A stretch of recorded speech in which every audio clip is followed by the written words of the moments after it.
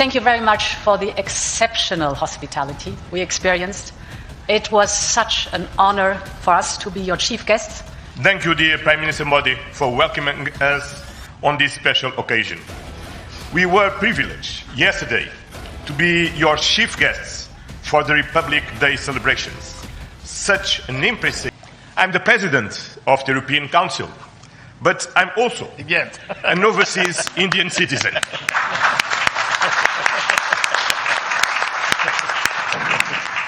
दोस्तों, European union की जो लीडरशिप है वो इस वक्त आपको पता है इंडिया के अंदर मौजूद है। और मैं देख रहा था कि जो उर्सुला वॉन डर लेयन है, उन्होंने कहा है कि दुनिया की 2 बड़ी डेमोक्रेसीज ने दुनिया का सबसे बड़ा सिक्योरिटी एंड डिफेंस पार्टनरशिप को लॉन्च किया। ठीक है जी। बहुत ज्यादा नुकसानात उठाने पड़ रहे हैं। इंडिया में बेरोजगारी जो है उसमें भी एक वाज़े इजाफा देखा जा सकता है। इतना ही नहीं, जो यूरोपीय कमीशन की सदर उर्सुला वॉन डर लेयन, उन्होंने इंडिया पहुंचने से पहले ही कुछ रोज पहले हम देख रहे हैं जो वर्ल्ड इकोनॉमिक फोरम हुआ था स्विट्जरलैंड के शहर डेवोस में, वहां पर उन्होंने खिताब के दौरान यह ऐलान कर दिया था कि यूरोपीय यूनियन ब्लॉक और इंडिया मिलकर 200 बिलियन लोगों का एक फ्री ट्रेड मुआहिदा करने जा रहे हैं, जो कि दुनिया की अगर आप कुल जीडीपी का देखें तो 1/4 हिस्सा बनता है। तो ये फितनौल हिंदुस्तान और इस तरह के नाम जो रखे गए तो कहां तक आप समझते हैं सही है? जब अफगानिस्तान में तालिबान ने टेक ओवर किया था तब सबसे ज्यादा खुश कौन था बताओ? जब अफगानिस्तान में तालिबान ने टेक ओवर किया था सबसे ज्यादा खुश कौन था बताओ? वही जो जेल में बैठे हैं आजकल पाकिस्तान के। नहीं, एक और अच्छा, मजे की बात है कि ये जो डिफेंस डील है, this is a defence and maritime security partnership है, defence and maritime security partnership. और दूसरी बात ये है कि वो कह रही हैं कि this is mother of all deals for 2 billion people. जय हिंद दोस्तों, आपने देखा कैसे आज ये बताते हुए यूरोपीय यूनियन के प्रेसिडेंट बहुत प्राउड फील कर रहे हैं कि वो भी ओवरसीज भारतीय हैं। अदरवाइज तो दोस्तों पहले लोग बताने से डरते थे कि मेरी जड़ें भारत से जुड़ी हुई है, या इस भारत पाकिस्तान बांग्लादेश, खैर पाकिस्तानी बांग्लादेश तो आज भी शर्माते हैं कि विदेशों में जाके कि हम बांग्लादेश से पाकिस्तान से, वो भारत का नाम ले देते हैं कि हम भारत से। इसी चक्कर में भारत का नाम वो थोड़ा सा खराब कर देते हैं, ठीक है। लेकिन आज जिस गर्व से यूरोपीय यूनियन के प्रेसिडेंट कोस्टा साहब ने कहा कि मैं गोवा का नागरिक हूँ, मैं एक ओवरसीज भारतीय हूँ, मेरी जड़ें भारत से जुड़ी हुई है, ये दिखाता है कि नरेंद्र मोदी जी ने 15 सालों में भारत की अंतर्राष्ट्रीय छवि को कितना नेक्स्ट लेवल पे लेके गए। ये कोई मजाक बात नहीं है कि यूरोपीय यूनियन का प्रेसिडेंट ये बात कर रहा। दोस्तों, भारत दोहरी नागरिकता अलाउ नहीं करता, भारत के संविधान में ऐसा नहीं है। अदरवाइज तो आप देखते दुनिया के कितने बड़े बड़े जो बिलियनर्स हैं और लीडरशिप है दुनिया की विभिन्न देशों में, यूरोप से लेके तो अफ्रीका तक, साउथ एशिया के तमाम देशों में आपको भारतीय नागरिक मिलते हैं, नागरिक। ये तो संविधान में हमारे नहीं है कि अगर आप किसी और देश में जाके नागरिक बन जाते हो, वहाँ की सिटीजनशिप लेते हो, तो आप फिर ओवरसीज इंडियन हो जाते हो, आप भारत आपकी नागरिकता खत्म कर देता है। इस वजह से लाखों नहीं करोड़ों भारतीय जो है आज ओवरसीज भारतीय बन के चल रहे हैं, वो भारत की नागरिक नहीं। खैर, एंटोनियो कोस्टा साहब की ये बयान अब पाकिस्तान में वायरल है।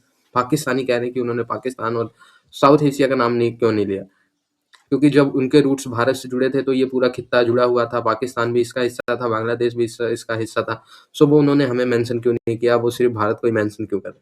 तो पाकिस्तानियों का तो हमेशा एक अलग ही पॉइंट रहता है जलने का, तो उनका तो क्या ही बात करें। खैर, जिसमें से दोनों साइड जो है वो बेनिफिट लेंगे।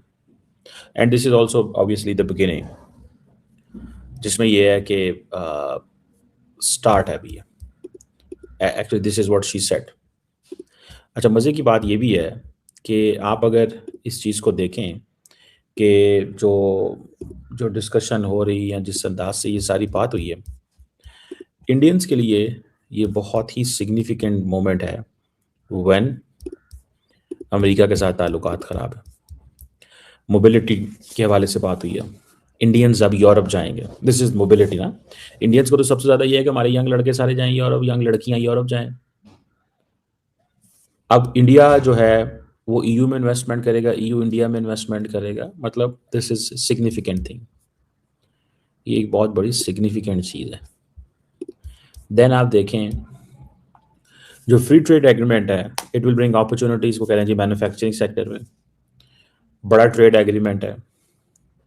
और 3 दिन से वो यहाँ पे है, जो यूरोपियन लीडरशिप है वो 3 दिन से यहाँ पे है। आप यहीं से अंदाज़ा लगा लें कि इतना दे हैड अ फियर कि अगर अमेरिका के साथ हमारी चीज़ें नहीं हो रही, जैसे फॉर एग्जांपल अगले दिन अमेरिकन प्रेसिडेंट ने उसको कनाडा को कह दिया अगर तुमने चाइना के साथ डील साइन की तो मैं तुम्हें जो है वो मुश्किल में डाल दूंगा।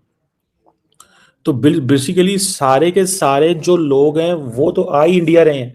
पहले अमेरिका ने तमाम यूरोपियंस को वेस्टर्न्स को राह दिखाया इंडिया का, और फिर इंडिया को 50% टैरिफ टाइट कर दिया, बाकियों को भी टाइट कर दिया। एंड देन क्या हुआ?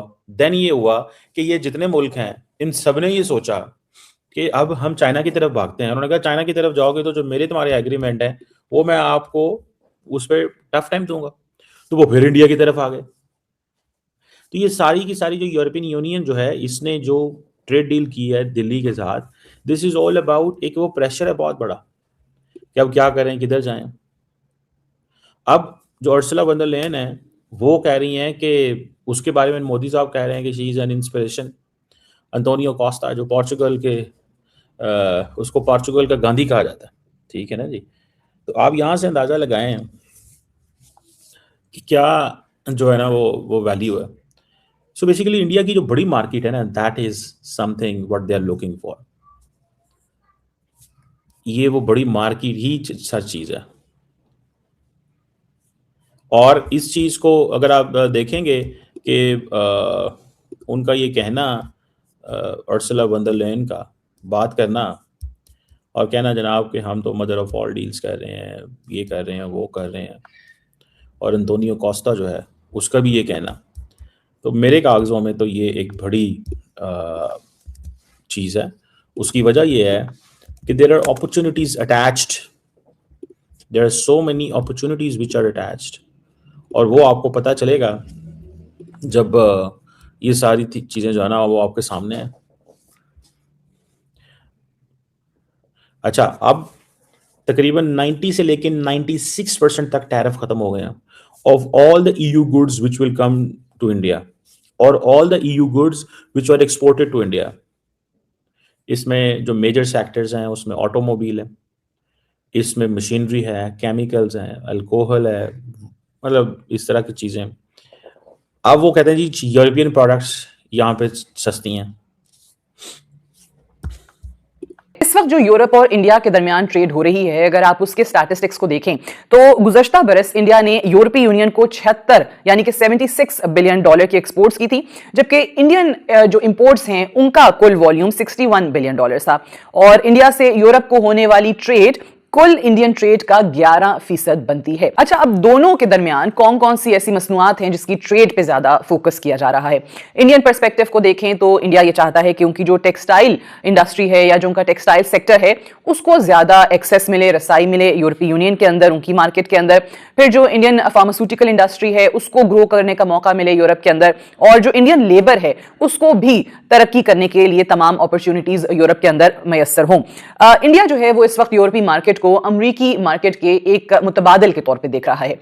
दूसरी तरफ अगर आप यूरोप को देखें तो यूरोपीय यूनियन के टारगेट्स बड़े वाजे हैं। वो चाहते हैं कि जी अमेरिकी टैरिफ और मार्केट की रसाई से दूरी की वजह से यूरोपीय यूनियन जो है उसके लिए इंडिया की मार्केट बहुत ही जबरदस्त साबित होगी, और वो चाहते हैं कि जो उनकी बनाई हुई इलेक्ट्रिक कार्स हैं उनको एक तो ड्यूटी फ्री एक्सेस मिल सके इंडिया के अंदर, ताकि यूरोपीय कारें जो हैं वो चीनी कारों का मुकाबला करने को तैयार हों। जैसे हम सब जानते हैं कि इस वक्त जो चाइनीज इलेक्ट्रिक कार्स हैं उनकी डिमांड बहुत ज्यादा बढ़ती चली जा रही है, बहुत तेजी से ग्रो कर रहे हैं।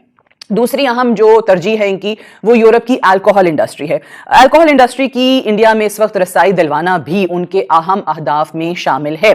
इस वक्त इंडियन हुकूमत यूरोपीय गाड़ियों पर और अल्कोहल पर 100 से 150% टैरिफ लगाती है, और ये फ्री ट्रेड एग्रीमेंट अगर हो जाता है तो obviously zero duty, zero tariff, तो उसके बाद यूरोप को अपने लिए इन प्रोडक्ट्स के लिए एक बहुत ही बड़ी मार्केट मिल जाएगी इंडिया। सवाल ये पैदा होता है कि क्या इंडिया और यूरोपीय यूनियन का ये जो एग्रीमेंट है, फ्री ट्रेड एग्रीमेंट, ये इतनी आसानी से हो जाएगा? प्रेसिडेंट ट्रंप इसको इतनी आसानी से एक्सेप्ट करने को तैयार होंगे? तो इसका जवाब है नहीं। वो हर मुमकिन कोशिश करेंगे कि इसको डिरेल किया जाए, हर मुमकिन कोशिश होगी कि इस मुआहदे को करने की सजा दी जाए यूरोपीय यूनियन को भी और इंडिया को भी।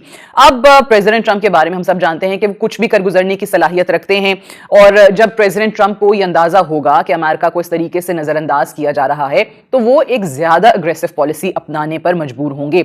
अभी चंद दिन पहले हमने देखा Canadian prime minister mark Carney, उन्होंने चाइना का बड़ा तारीखी दौरा किया और वहां उन्होंने चाइना को ये ऑफर की कि वो कनाडा के अंदर एनर्जी सेक्टर में बहुत ज्यादा सरमायाकारी कर सकता है और जिसके बदले में जो चीनी इलेक्ट्रिक कारें हैं कनाडा के अंदर वो उस पर ड्यूटी कम कर देंगे। अब जाहिर है प्रेसिडेंट ट्रंप के सामने जब ये चीज आई तो प्रेसिडेंट ट्रंप कहां रुक सकते थे, अपने सोशल मीडिया अकाउंट पे उन्होंने पैगाम दिया और ये कहा